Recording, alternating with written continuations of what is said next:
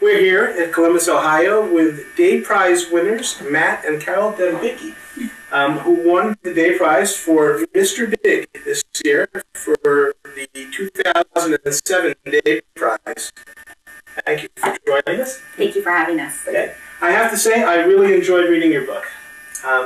Can you tell us a little bit about what inspired you to make Mr. Big? Well, actually, it was the premise was based on a visit to a local pond, and Cal and I went to there's just a pond near our house, and we just went there one day and we just kind of hanging out, and we saw this giant snapping turtle in the pond, and we're just kind of observing it for a couple minutes, and it was this massive turtle that wherever he went, wherever he swam, you could see all the other critters around him, whether it was fish or the other turtles, would just get out of the way. And I think at that point, Carol said something like, wow, this could make a really kind of neat little story. Yeah, well, I think what really probably spawned this idea is when we told people we hung out at a pond, they thought losers. So we're like, you know what, we're going to show that this is worth of our time. So this was kind of our way of pretending we're not losers. We signed it off as research. Yeah. Are you guys like environmentalists at all, either by hobby or by, through process of education or anything? Yeah, I think that we are environmentalists, but we try to live our lives as environmentalists rather than going out and espousing environmentalism. So, buy Energy Star, turn off your lights, those kinds of things. But do you drive a hybrid? We would love to drive a hybrid, but with 2 kids, the hybrids are so small. And they still haven't figured out what to do with all those batteries when they're done. Excellent. Is this the first graphic novel that you guys have done together? Yeah, we've actually worked on a couple short stories together, but this is kind of a big project. It was our first big project together. And it was interesting, because usually when I've done my own cartooning, I don't really work with another writer, kind of do my own work. So it was kind of interesting to work with someone else, and especially when the other person happens to be your spouse.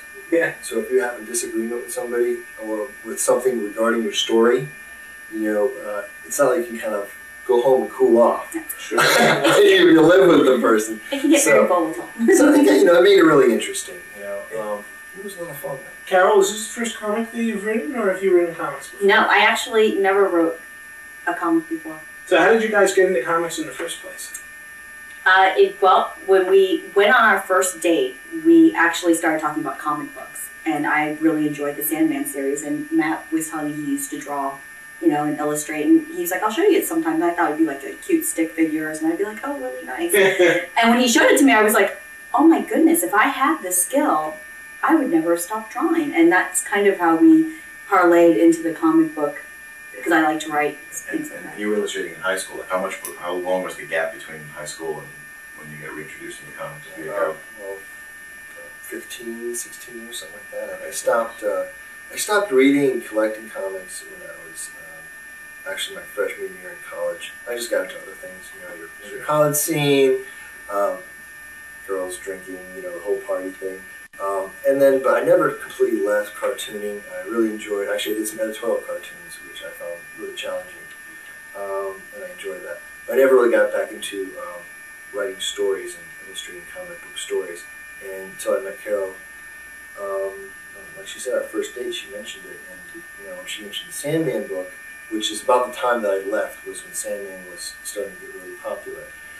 I went back and I reread some of the books I really loved. I was a really huge Swamp Thing fan, Steve Bissett, and so I went through and I just reread everything, and I'm like, I really missed this. It's something that, it's one of those things, once you leave and you come back, you realize how much you really enjoyed it. That's kind of gotten back into it. It's kind of interesting that you mentioned Swamp Thing. Yeah. It makes a lot of sense now that the approach you used and illustrating the pond was very almost bayou-ish. Very Bissett Tattle bond. And what's the division of labor when you're working? Is it you cooperate on the writing, and who illustrates? Who does what? Matt's the illustrator. and the taskmaster. We always laugh. We're like, if you want to know if a marriage is going to last, go on a vacation or do a comic book together. But I do all the writing. I cannot draw to save my life. So you did all the writing on this one?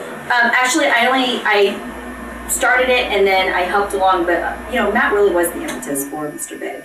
Well, the way we kind of worked was Carol would kind of write the overall plot, we'd go through it, and then she'd script it, and I'd go through and look at the script, and then just take it from there, do the thumbnails, and then just do the final art pages. And that's kind of the way it was. It was very fluid. Fluid is actually just the right word. I took some notes before we did this interview, and I thought that the art style for this book was very fluid. The page design, the way you set up the panel-to-panel continuity was just a very fluid, which I thought flowed well with the whole nature theme and the idea that we're at the pond. Did you consciously do that with respect to this particular story? Yeah, actually I did. One thing I want to make it really interesting is there's a lot of the dialogue and the settings are very really kind of static. There's not when you observe a pond, there's not a whole lot going on. Sure. But there really is if you really observe it.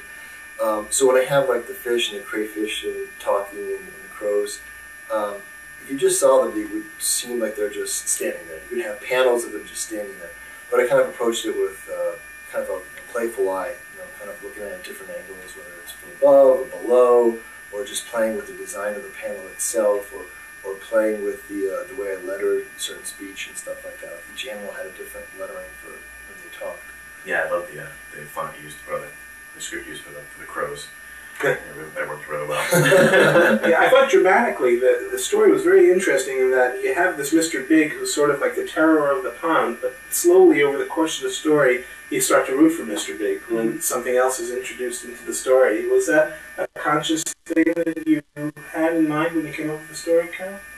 I think one of the neat things about Mr. Big personally for me is we had very little expectation for this book. When we did the first book, it was really a standalone. So we're like, everyone's going to laugh at us. It's not about breaking up with a girlfriend or I'm a loser in high school. It's about a turtle. And people really enjoyed it. And as we started to go along, it really kind of developed in itself. And I don't know, it just felt like it was a natural thing to have it progress that way. But I think it's more the readers that are putting their energy into it more than our intentions. Sure. Do you have like a target audience for the book, or everyone? The introduction of the Asian snakefish, was that something you already knew about, or was that due to the big flare up that happened 2 years ago, where it suddenly became a big news item that they were invading local ponds and stuff? Was that inspired by that recent flare up, or was it something you already kind of knew about? Well, actually, they had it happen in D.C. in the Potomac River. I think it was like around 2002 or so. So I think it was one of the first places it started happening. They started popping all over the country, where they became more aware of it at that point. So I definitely want to kind of introduce that as an element,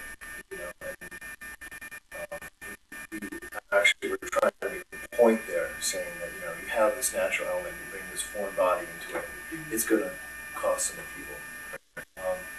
But one thing that Carol didn't mention that she did when she was writing and plotting, and she did pepper a lot of literary references in there, like Waiting for Godot. That was clearly when the two frogs are talking in the pond, waiting for the crow. Yeah. That was just based on that. We just had a little fun with it. So elements like that throughout the whole thing. Did any of the plot actually come from things that you observed at the pond that inspired Mr. B? Oh yeah. Specific events. We know it was inspired by seeing the turtle at the pond, but were there any other specific little events that you actually observed that you took directly into the book? Actually, the very first book, when the baby duck gets pulled under, I used to volunteer for a muscular dystrophy camp when I was in high school, and I remember they had these little ducklings that they had bought, and we brought all the kids out to watch the unveiling of these ducks, and their wings were clipped so they couldn't fly away. And as the duck started to swim, one got pulled under, and it was by the snapping, and all the kids were like completely mortified. They're like, "What happened?" We're like, "It's swimming." Let's go back to the cabins now. And so that was kind of when we started talking. I was telling him that story, and he's like, "That's a pretty cool story." It's kind of that dark, something really cute, but there's this dark underside always behind it. So maybe not exactly in that particular pond, You know, it was an actual observable Yep. event that you brought into the book, and it wasn't just complete fabrication. That actually was inspiring. So now that you're superstar prize winners, what's next? Besides raising children. Well, Carol and I are actually working on another little project, and probably the best way to describe it is kind of nuns with guns. Yeah, nuns with guns. So it's a little The different. natural follow-up to a Someone's been story. reading Kirkman's Battle. Well, Matt always says, Carol, you have a thorough command of completely useless knowledge. Let's see if we can get some use in it. So we'll kind of have things about like Tiamat and Babylonian religion undertones. Right, And which you mentioned upstairs. The Baba Yaga, yeah. Is it going to be a graphic novel or a monthly or? Well, we can't pull off a monthly. We're going to start doing it kind of the same way we used with Mr. Big, probably like 20-page increments. Yeah. Just to let folks kind of see it and generate some interest and put it all together. Actually, my next big project is actually an anthology I'm putting together called Trickster. Sure. And it's a Native American anthology. It's based on various trickster stories from tribes across the U.S. And I'm working with Native American storytellers who are providing these stories based on the tribes. So we're going to have a story about obviously coyotes and rabbits and ravens, all sorts of raccoons, all sorts of critters that are trickster animals. And I've kind of coordinated to pair the storytellers up with various artists that I know, friends and things like that. And it's really turning out really nice. I'm very proud of it so far. And it's been very educational too in terms of Native American history and the issues they have faced and the issues they're currently facing. So it's been great education. Now, if someone wants to find Mr. Big or your next project, where would they go? Littlefootcomics.com. Okay. And we'll put the URL up on the video, so don't worry about that. Okay, well, we thank you for spending your time with us. Mr. Big was a very enjoyable book, I have to say. I read it with my 7-year-old, and he's a big fan as well. Good. And we really look forward to your next work. Great. Thank you so much for having us. Thank you.